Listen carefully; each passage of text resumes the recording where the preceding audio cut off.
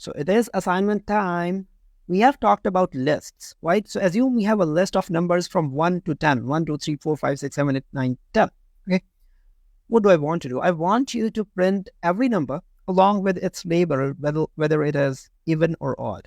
For example, 1 colon, its label, which is going to be odd. 2 colon, its label, which is going to be even. 3 colon, its label, which is going to be odd, and so on and so forth. Then ultimately 10 colon, which is even, right? How can you do that?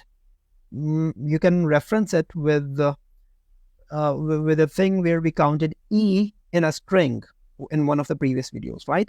So if we can count E in a string, which was a data structure, I think we can do the same thing, almost the same thing over here in the list.